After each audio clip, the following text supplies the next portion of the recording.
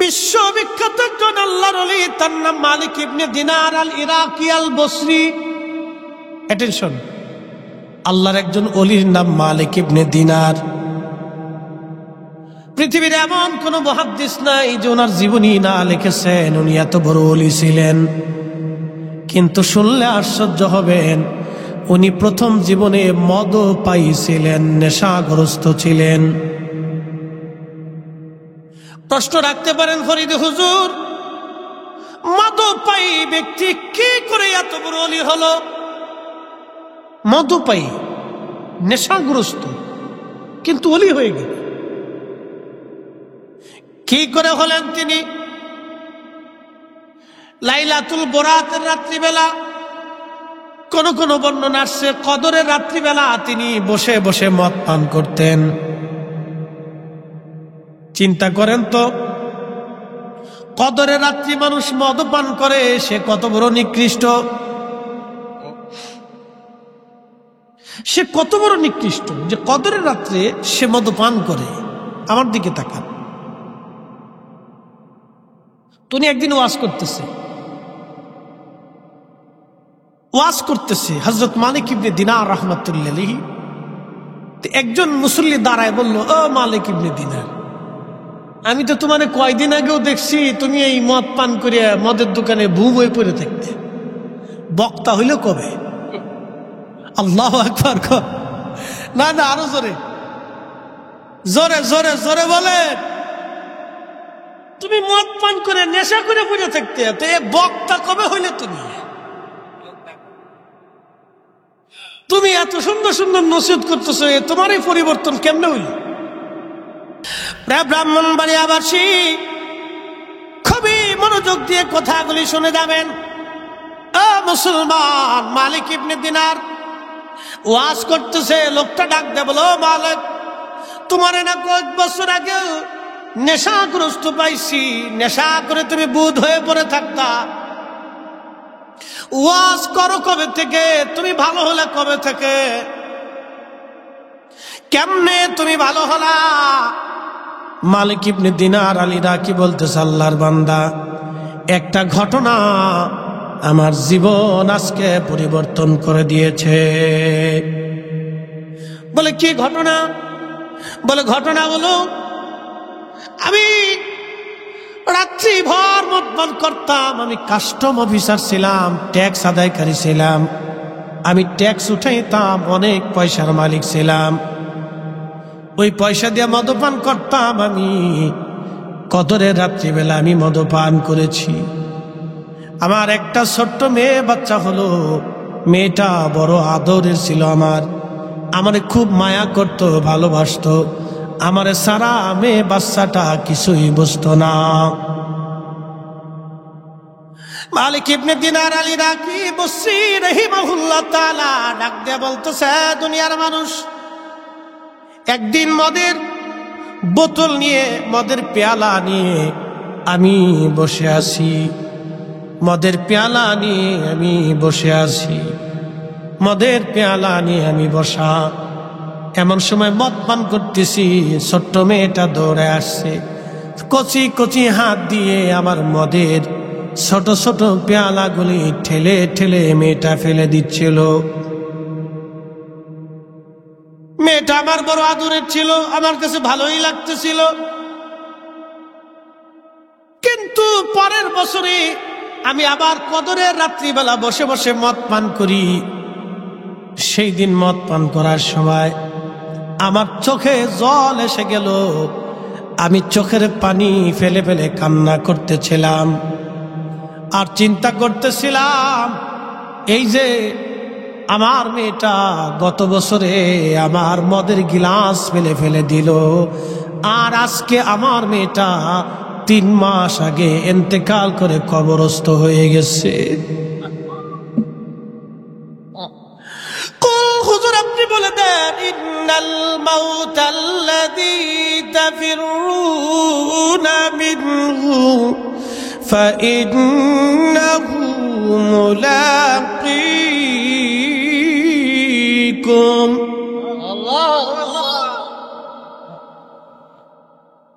আল্লাহ আল্লাহর কোরআন বলতেছে, হুজুর আপনি বলে দেন আপনি বলে দেন, মরণ থেকে তুমি যতই পালাও, মরণ তোমার সঙ্গে মোলাকাত করবে, মরণ থেকে পালানোর কোনো রাস্তা নাই। একদিন মাটির ভিতরে হবে ঘরে, মন আমার কেন বান্ধ দালান ঘর। প্রিয় উপস্থিতি, খুবই মনোযোগ দিয়ে শুনিয়া যান। হযরত মালিক ইবনে দিনার বলতেছে, আল্লাহর বান্দা, আমার মেয়েটা 3 মাস আগে মারা গেল। আজকে আমি কদরের রাত্রিবেলা বসে বসে মদ পান করি, কিন্তু মেয়েটা আজ আমার পাশে নাই। আমার তখন খুবই খারাপ লাগতেছিল, আমি চোখের পানি ফেলে ফেলে কান্না করতেছিলাম। এমন সময় আমার ঘুম এসে গেল, আমি ঘুমায় পড়লাম। ঘুমিয়ে স্বপ্নের করে দেখি কিয়ামত কায়েম হয়ে গেছে। একসাথে বলবেন কি আল্লাহু আকবার। কি কায়েম হয়েছে? কিয়ামত হবে কিনা? হবে। কিয়ামত কায়েম হয়ে গেছে। সেই দিন কিয়ামত কায়েম হয়ে গেছে। তো কিয়ামত কায়েম হয়ে যাওয়ার পরে আমি দেখলাম বিরাট বড় প্রান্তর মাঠ। এই মাঠের এক পাশে শুধু আগুন আর আগুন। কোটি কোটি মানুষ কিয়ামতের মাঠে নফসি নফসি ইয়া নফসি বলে, হায় নফসি বলে বলে ময়দানে হাসরে দৌড়াদৌড়ি করে, নিজের জন্য আফসোস করে করে কিয়ামতের মাঠে তারা দৌড়ায়। বড় কঠিন বিরাট বড় মাঠ। তেলিয়া নগরবাসী, এই মাঠটা বাংলাদেশের ফুটবল খেলার মাঠের সমান হবে না, অথবা একটা বাংলাদেশের সমান হবে না, অথবা একটা ভারতের সমান হবে না, অথবা একটা পাকিস্তানের সমান হবে না, অথবা একটা মহাদেশের সমান হবে না, অথবা একটা পৃথিবীর সমান হবে না। এই কিয়ামতের মাঠ কত বড় হবে তার একটা বর্ণনা দিয়ে যায়। আদম আলাইহিস সালাম থেকে কিয়ামত পর্যন্ত যত মানব জাতি, সব মানব জাতি সেই দিন হাসরের মাঠে দাঁড়াবে। তাহলে মাঠ কত বড়? একসাথে বলবেন আল্লাহু আকবার। মালিক ইবনে দিনার বলতেছে, দুনিয়ার মানুষ, কঠিন মাঠ কায়েম হয়ে গেল। এমন সময় দেখি একটা বিরাট বড় সাপ আমার দাবড়াইতেছে। আল্লাহু আকবার। একটা মস্ত বড় সাপ আমার দাবড়ায়। সাপের কপালে তিলক আছে, চোখের মধ্যে তিলক আছে। মস্ত বড় সাপ আমার দাবড়াইতে লাগছে। ভয়ঙ্কর সাপ দেখে আমি দৌড়াইতেছি দৌড়াইতেছি দৌড়াইতেছি। মস্ত বড় সাপ দেখে আমি দৌড়াই। সাপটা আমার পিছু পিছু দৌড়ায়। কিছু দূর যাওয়ার পরে দেখলাম একজন বৃদ্ধ লোক বসে আছে। এই বৃদ্ধ লোকের পোশাক সুন্দর কিন্তু বুড়া। আমি তারে ডাক দেখলাম, আল্লাহর বান্দা, বিরাট বড় সাপ আমার দাবড়ায়, তুমি আমার সাহায্য করো, সাপ থেকে আমারে বাঁচাও। আল্লাহর বান্দা ডাক দেখায়, মালিক ইবনে দিনার, আমি বিরাট বড় দুর্বল বৃদ্ধ মানুষ, তোমার সাহায্য করার মতো শক্তি আমার নাই, তুমি অন্য কোথাও যাও। মালিক ইবনে দিনার বললেন, আরো দৌড়াচ্ছি, সাপ আমার পিছু পিছু দৌড়ায়। আমি পাগল পারা হয়ে গেলাম। সাপ থেকে আমি কিভাবে পালাবো, লুকাবো? আমি যেখানেই যাই সাপ আমার পিছু পিছু আমার দাবড়ায়। দেখতেছি মেশরের মাঠের এক কোনায় শুধু আগুন আর আগুন, কিন্তু আর এক পাশে লক্ষ্য করে দেখলাম সুন্দর বিরাট বড় প্রাসাদ, মনোরম বিরাট সুন্দর আলিশান প্রাসাদ। এই প্রাসাদের মধ্যে ছোট ছোট বাচ্চারা খেলাধুলা করে, দৌড়াদৌড়ি করে। আমি চিন্তা করলাম, আমার আশ্রয়ের জন্য এই প্রাসাদ ছাড়া আর কোথাও জায়গা নাই। আমি দৌড়াইয়া দৌড়াইয়া প্রাসাদের দিকে যাইতেছি। ওই প্রাসাদের যিনি দারোয়ান ছিলেন, আল্লাহর ফেরেশতা, তিনি ডাক দিয়ে বলতেছে, হে প্রাসাদের বাচ্চারা, একজন ব্যক্তি প্রাসাদের দিকে দৌড়ে আসতেছে, তার কোনো আমানত, তার কোন আমানত বুঝি প্রাসাদের মধ্যে আছে, তোমরা তাড়াতাড়ি বের হও। তার পিছে পিছে বিরাট বড় সাপ তারে দাবড়ায়, তারে সাহায্য করার জন্য তোমরা প্রাসাদ থেকে বের হও। এই কথা বলে ফেরেশতা প্রাসাদের দরজা খুলে দিল। আমি দৌড়াইয়া প্রাসাদের ভিতরে চলে গেলাম। আমি দেখি প্রাসাদ থেকে হাজার হাজার ছোট ছোট বাচ্চারা দৌড়ায় আসতেছে।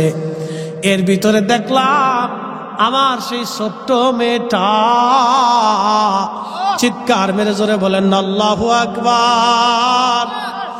আমার সেই ছোট্ট মেয়েটা দৌড়ায় দৌড়ায় আসতেছে। সুবহানাল্লাহ।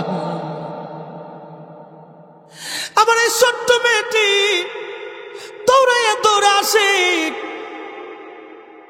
আসি আমার কোলের মতো বসে গেল। সর্পটাকে ধরতে গেল, সর্প পালিয়ে চলে গেল।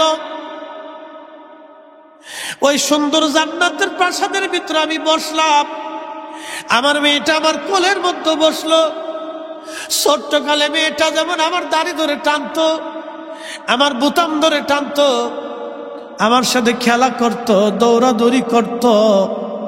মালিক ইবনে দিনার ডাক দেয় বলে, দুনিয়ার মানুষ ওই হাসরের ময়দানে প্রাসাদের ভিতরে জান্নাতি পরিবেশে মেয়েটা আমার কোলের মধ্যে বসে গেছে। সুবহানাল্লাহ। কোলের মধ্যে বসিয়া আমার দাদির মধ্যে আঙ্গুল দিয়ে কয়, আব্বু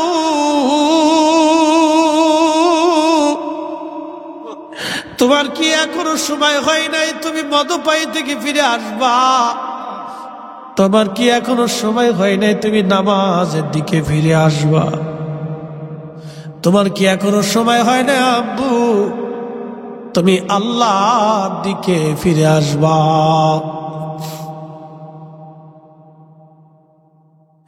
সেই দিন মেয়েটা আমার দাড়ি ধরে ধরে ডাকার, আব্বা যান তোমার কি এখনো সময় হয় নাই? তুমি নামাজে আসবা। তোমার কি এখনো সময় হয় নাই? তুমি জিকির আসবা। তোমার কি এখনো সময় হয় নাই? তুমি আল্লাহর দিকে ফিরে আসবা। আব্বা জান আর কত দেরি? কেন গো তুমি এখনো নেশার ঘরে আবদ্ধ? কেন তুমি এখনো পাপের ঘরে আবদ্ধ হয়ে আছো? আমি সেই দিন মেয়েটাকে ডাক দিয়ে বললাম, মারে কঠিন হাসরের মাঠ কায়েম হয়ে গেছে। একটা মস্ত বড় সাপ আমার পিছু পিছু দৌড়া। মারে ওই সাপটা কি আমারে বলবা নিগো মা? মেয়েটা ডাক ডাক, আব্বা জান ওই সাপটা হলো আপনার জীবনের বদ আমল। আপনি জীবনে যত অন্যায় আমল করছেন, আমলে সালে করেন নাই, নেক আমল আপনি করেন নাই, খারাপ আমল করছেন। এই সাপটা হলো আপনার খারাপ আমল আব্বা জান। এই জন্য কোরআন বলতেছে, লিয়া বলুয়াকুম, আমি আল্লাহ তোমারে পরীক্ষা করব, আহাসানু আমালা, কে ভালো আমল করো আমি আল্লাহ সেটা দেখব। কি কথা কর না কেন? যদু মাহফিলের নাম সুন্নি সম্মেলন, মাহফিলের নাম ঈদে মিলাদুন নবী মাহফিল, মাহফিলের নাম তাফসীরুল কোরআন মাহফিল, মাহফিলের নাম ইসলামী মহাসম্মেলন, মাহফিলের ব্যানারে লেখা আছে হালকায়ে জিকির, মাহফিলের মতো লেখা আছে ইসলামী জলসা, মাহফিলের মতো লেখা আছে সালানা জলসা, ইসলাহী সম্মেলন। যত নামেই হোক, সব মাহফিলে কিন্তু কোরআন ও সুন্নাহর কথা হয়, আল্লাহর জিকির হয়। কথা কোন ঠিক কিনা? সব মাহফিলে জিকির কার? আল্লাহ। জোরে বলেন। সব মাহফিলে জিকির কার? আল্লাহর। নাম যেটা হোক কাজ আল্লাহর, নাম যেটা হোক কাজ আল্লাহর। সুবহানাল্লাহ। নাম যেটাই হোক কাজ কার? আল্লাহ তার রসুলের কাজ। কাজ একটাই, ঘুরে ফিরে সবার কাজই কিন্তু একটাই, মানুষকে আল্লাহর দিকে ডাকা। কি কথা কোন ঠিক কিনা? কার দিকে ডাকা? আল্লাহর দিকে ডাকা। সবার কাজে আল্লাহর দিকে ডাকা। মেয়েটা ডাক ডাকা, বাজান এখনো কি সময় হয় নাই? তুমি নামাজে ফিরে আসবা। আব্বা রে ওই সাপটা হলো আপনার জীবনের বদ আমল, গুনাহ আমল, গুনাহ। আজকে আল্লাহ সর্বে আকৃতি বানাইয়া হাসরের মাঠে আপনার শাস্তি দেওয়ার জন্য আপনার পিছনে লেলাই দিছে।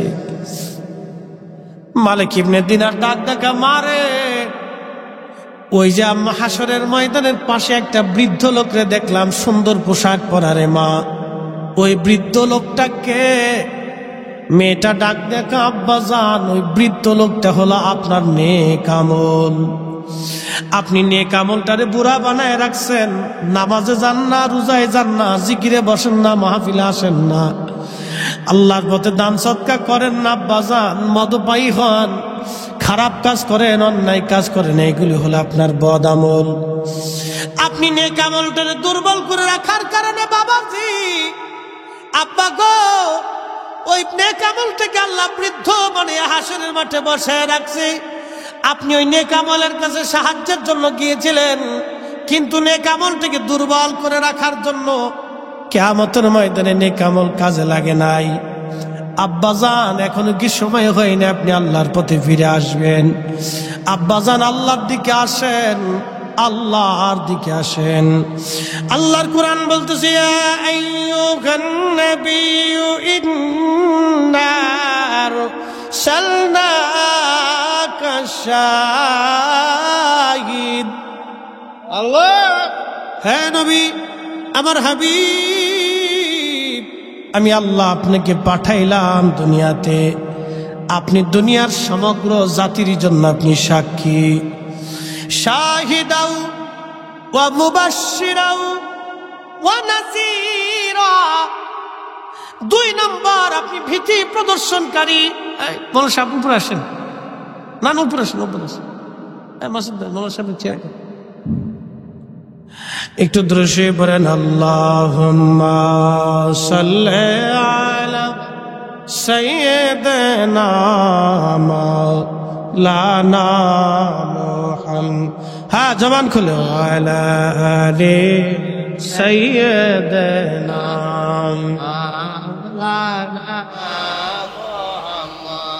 কষ্ট হচ্ছে আপনাদের? বুঝতে কোনো অসুবিধা নাই তো? তাহলে আমাদের জীবনে কাজ কি? ভালো আমল। জোরে বলেন, কি কাজ? জোরে বলেন। জিন্দেগি তোর যায় রে ফাঁকি দিয়া রে সোনার আদম, জিন্দেগি তোর যায় ফাঁকি দিয়া, ও আদম রে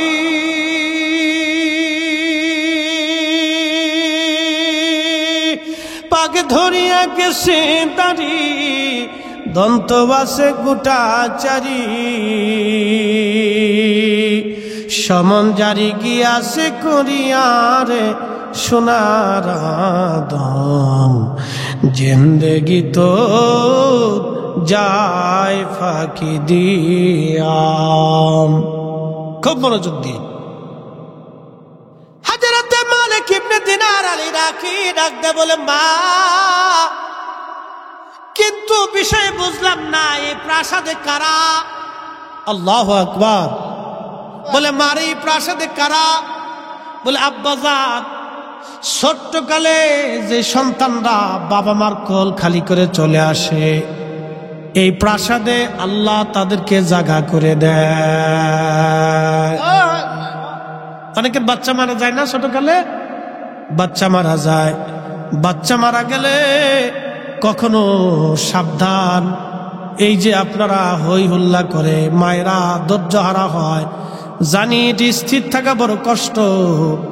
আল্লাহ রসুল বললেন, কারো বাচ্চা যদি মারা যায়, তাহলে তুমি যদি ধৈর্য ধরতে পারো আর বলো, আল্লাহ তুমি সন্তান দিয়েছিলে আবার নিয়ে গেছো, তাহলে কিয়ামতের ময়দানে ওই সন্তানটা আল্লাহ ওই বান্দার জন্য নাজাতের জরিয়া বানায় দিবে। ওই সন্তান বাবা মারে নিয়ে জান্নাতে চলে যাবে। আল্লাহু আকবার।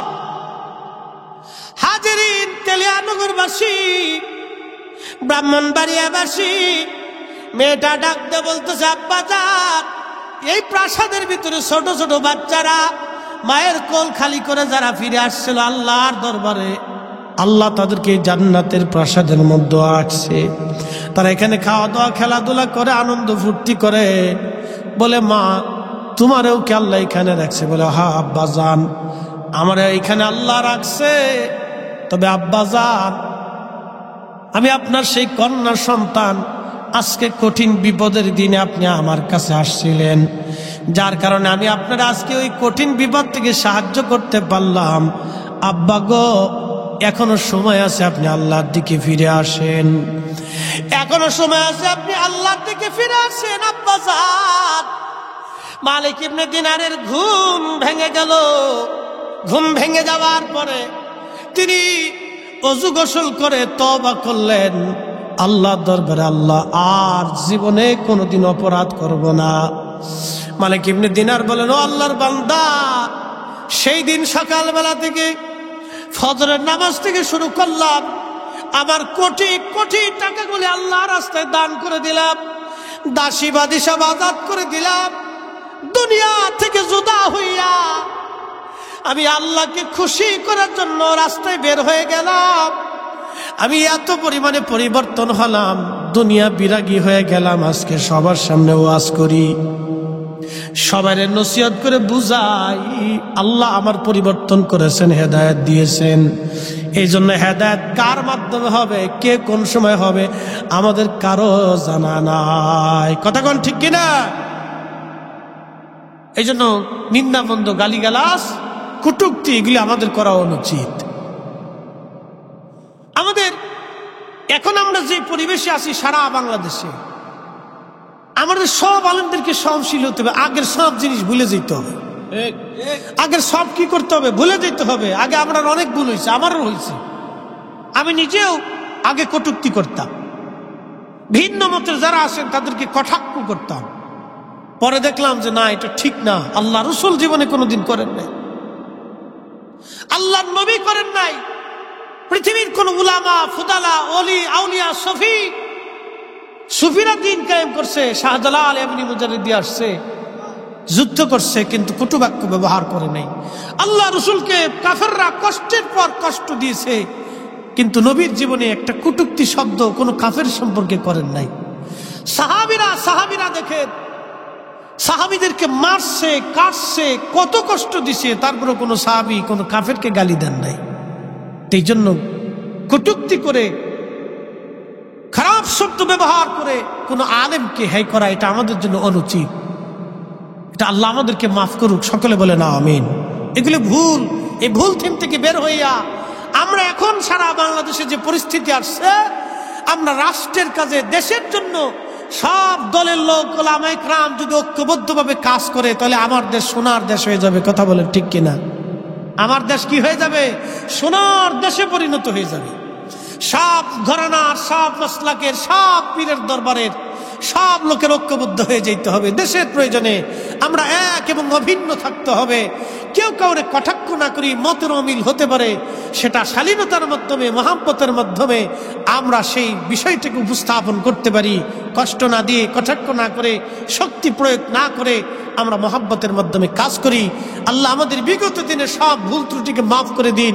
বিগত দিনের সবকে আল্লাহ একবারে 5 পিছনের সবটাকে আল্লাহ আমাদেরকে ব্যানিশ করে, সব কথাগুলিকে একবারে দাফন করে, সামনের দিনের জন্য আমরা এক অভিন্ন হয়ে, একটা দেহ হয়ে আল্লাহ খেদমত করার তৌফিক দিক। সকলে বলে না আমিন। কষ্ট হইতেছে আপনাদের? প্রিয় উপস্থিতি, তো খুব মনোযোগ দেন। এই যে হেদায়েত কে কখন হবে, কোন সময় হবে, এটা আমাদের কারো জানা নাই। আল্লাহ কারে কোন সময় কবুল করবে সেটাও আমাদের জানা নাই। এই যে আপনাদের জীবনের কোন আমলটা কবুল হয়েছে জানেন? শেখ সাদি রহমতুল্লাহ, আমার দিকে তাকান এক মিনিট। শেখ সাদি, আল্লাহু আকবার। শেখ সাদি রহমতুল্লাহ আলাইহি কবিতা লিখতেছেন। কবিতা কি কবিতা দেখেন? বালাগাল উলা বিকামালিহি কাশাফাদ দুজা বিজামালিহি হাসুনাত জামিউ সালিহি। আর তিনি লিখতে পারেন না। 3 লাইন লিখলেন, 4th লাইন মিলাইতে পারে না। দেখেন জীবনের কোন আমল কবুল হবে আমরা কেউ জানি না। এই জন্য কোনোটাকে কটাক্ষ করবেন না। যারা আমাদের মিলাদুন্নবী পছন্দ করেন না, যারা করেন না, ধরেন থাকতে পারেন, সেটা আপনার ইচ্ছা, আমি আপনাকে ভর্সনা করব না, কারণ ওই মত থেকে আমি ফিরে আসছি। আপনার গালিও দেবো না, আপনাকে খারাপও বলতেছি না। ধরেন আপনার ওই মতে আপনি আছেন, কিন্তু তার জন্য আপনি আমাকে গালি দিতে পারেন না, কটূক্তি করতে পারেন না। কেন পারেন না আমি বুঝাইতেছি। শেখ সাদী রহমাতুল্লাহ আলাইহি, শেখ সাদী রহমাতুল্লাহ আলাইহি 3 লাইন লিখলেন, 4th লাইন তিনি লিখতে পারে না। ঘরের মধ্যে শুয়ে আছেন, স্বপ্নে দেখে রাহমাতুল লিল আলামিন তশরিফ আনছে। না না হয় না, আরো জোরে জোরে জোরে। বাইরে নবী দেখা কি যাহা কথা? আপনি কি চাইলেই পারবেন? টিকিট কাটলে পারবেন, ভিসা লাগাইলে পারবেন, কোনো সুযোগ নাই। আমেরিকায় ভিসা করা, আমেরিকার নাগরিকত্ব পাওয়া খুব জটিল, কঠিন।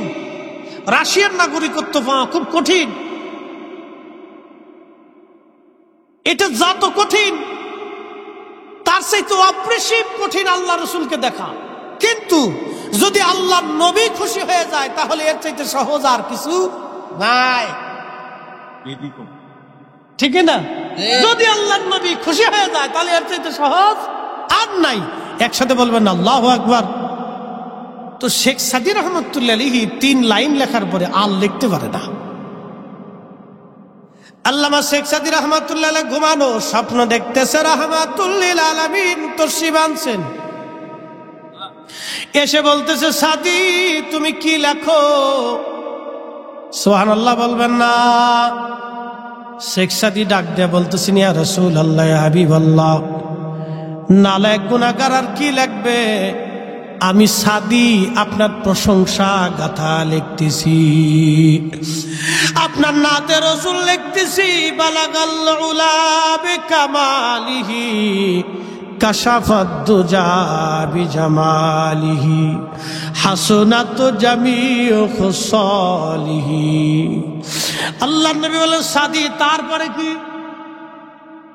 আল্লাহু আকবার। কাজী নজরুল লিখছে, ত্রিভুবনের প্রিয় মুহাম্মদ, বলেন ত্রিভুবনের প্রিয় মুহাম্মদ এলো রে দুনি আয় রে সাগর আকাশ বাতাস দেখবি যদি আয় রে সাগর আকাশ বাতাস দেখবি যদি। ধুলির ধরা বেহেশত আজ জয় করিল দিল রে লাজ। আজকে খুশির ঢল নেমেছে ধূসর সাহারায় রে সাগর আকাশ বাতাস দেখবি যদি আয় রে সাগর আকাশ বাতাস দেখবি যদি।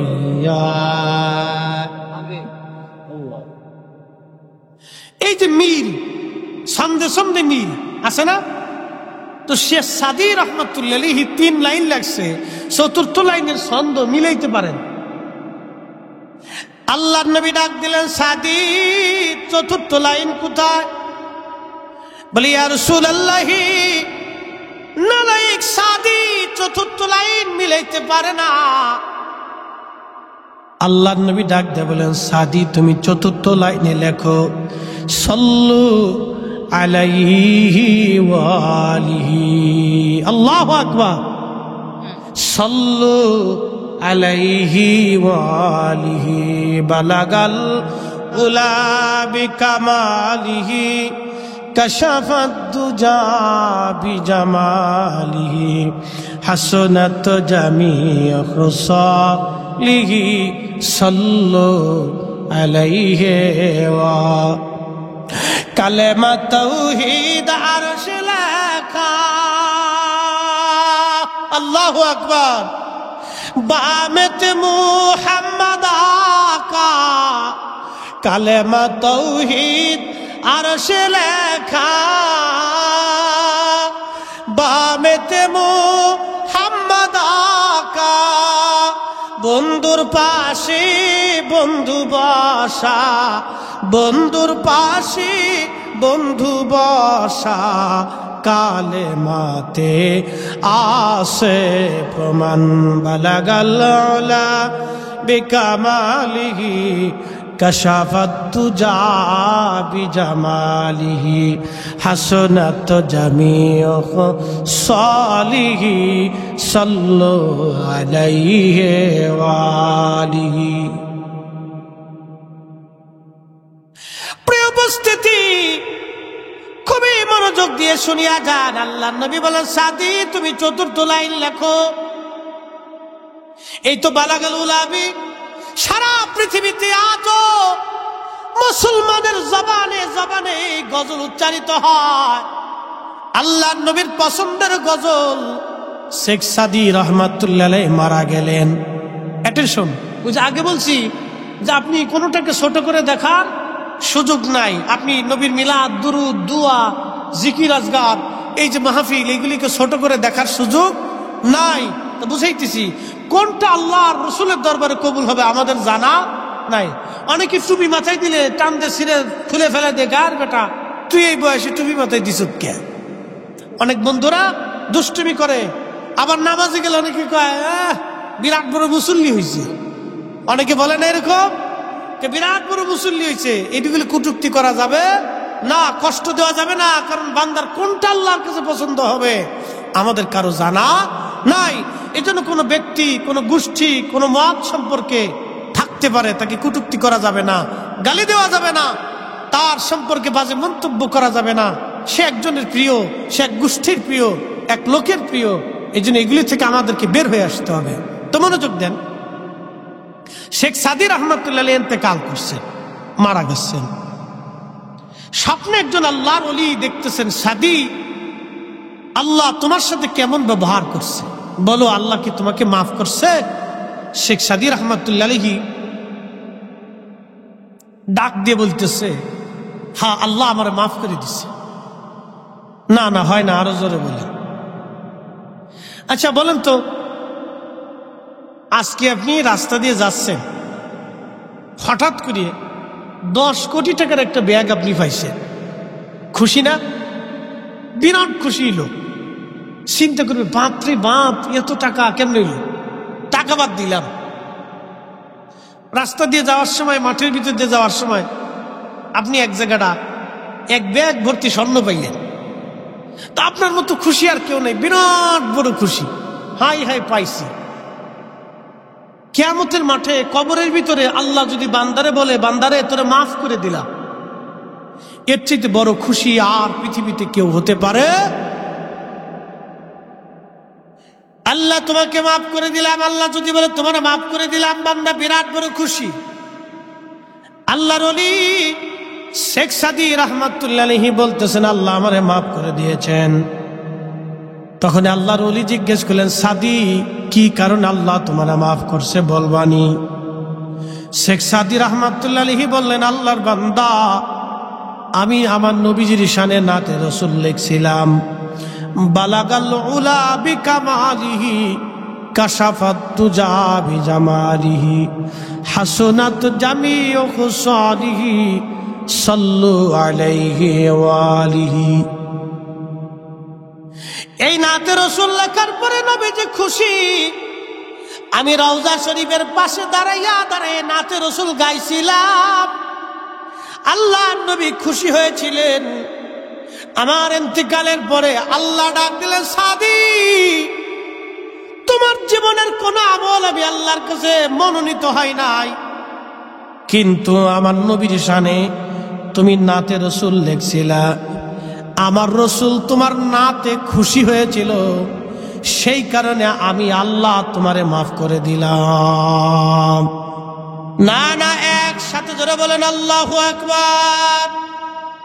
তুমি মোদের আশার আলো, তাই তো তোমায় বাসি ভালো বলেন। তুমি মোদের আশার আলো, তাই তো তোমায় বাসি ভালো। হৃদয় নামের ফুলদানিতে, হৃদয় নামের ফুলদানিতে গেথে রেখেছি প্রেমের মালা। ইয়া রাসূলাল্লাহ, ইয়া হাবিবাল্লাহ, ইয়া রাসূলাল্লাহ, ইয়া হাবিবাল্লাহ, ইয়া রাসূলাল্লাহ। আল্লাহুম্মা সাল্লি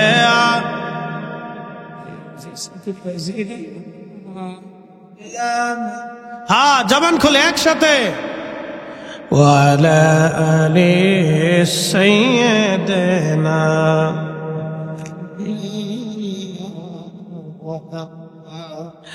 তেলিয়ানগরবাসী, এই জন্য আমাদের ক্ষমার দরকার। ক্ষমা ক্ষমা ক্ষমা। কিসের দরকার? কে ক্ষমা করবে? আল্লাহ। আল্লাহ। তাহলে ক্ষমা করতে হলে, ক্ষমা পাইতে হলে আপনাকে ক্ষমা চাইতে হবে। ক্ষমা পাইতে হলে আপনাকে ক্ষমা চাইতে হবে। এই জন্য অধিক পরিমাণে ইস্তেগফার করা, মাপ চাওয়া। আল্লাহ ভুল হয়ে গেছে, আল্লাহ ভুল হয়ে গেছে, আল্লাহ অন্যায় করে ফেলছি, আল্লাহ আপনি মাফ করে দেন।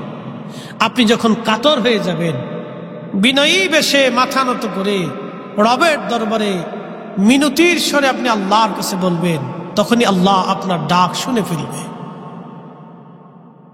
তখনই আল্লাহ ডাক শুনবে। এই জন্য আমাদের উচিত হলো আল্লাহর দরবারে বেশি বেশি ক্ষমা চাওয়া।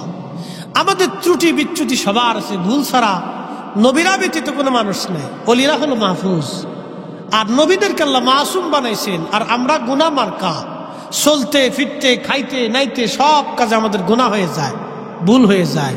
তো ক্ষমা চাইতে হবে কার কাছে? আল্লাহর কাছে।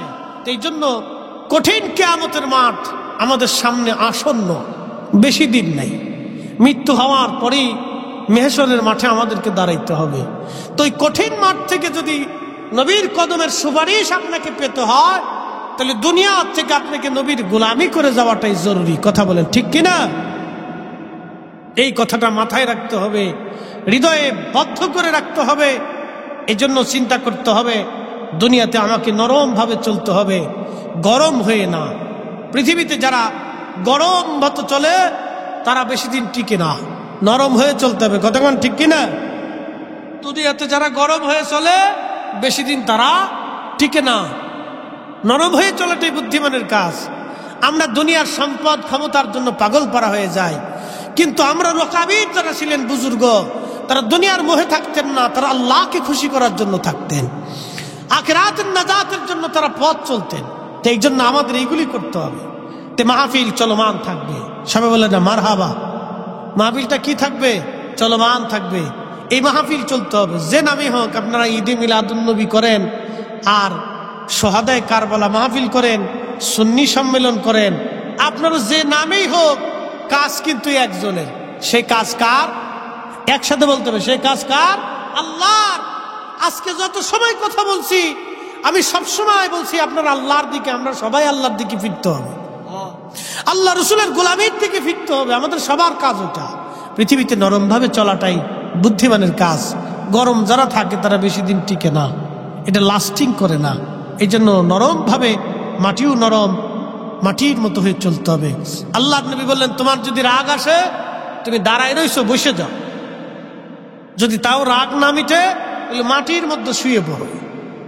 মাটির সাথে শরীর আপনার যখন মিশে যাবে, তখন অটোমেটিক রাগ মাটি চুষে নিয়ে যায়, মিশে যায় রাগ। এই জন্য এগুলিকে কন্ট্রোল করতে হবে, মাটির মতো হয়ে যেতে হবে, মাটির মতো। আল্লাহ আমাদেরকে 4টা জিনিস দিয়ে বানাইছে, আগুন, পানি, মাটি, বাতাস। আর জিনদেরকে আল্লাহ শুধু বানাইছে আগুন দিয়ে। আমাদেরকে বানাইছে আল্লাহ 4টা জিনিস দিয়ে, আগুন, পানি, মাটি, বাতাস। হুজুর গাউসে পাক রাহিমাহুল্লাহ সিররুল আসরারের মধ্যে লিখছেন, আব, আতশ, খাক, বাত। আব, আতশ, খাক, বাত। আগুন, পানি, মাটি, বাতাস। 4 রঙের মশলা দিয়া যে কইরাছে তোর গঠন, 4 রঙের মশলা দিয়া। আগুন, পানি, মাটি বাতাস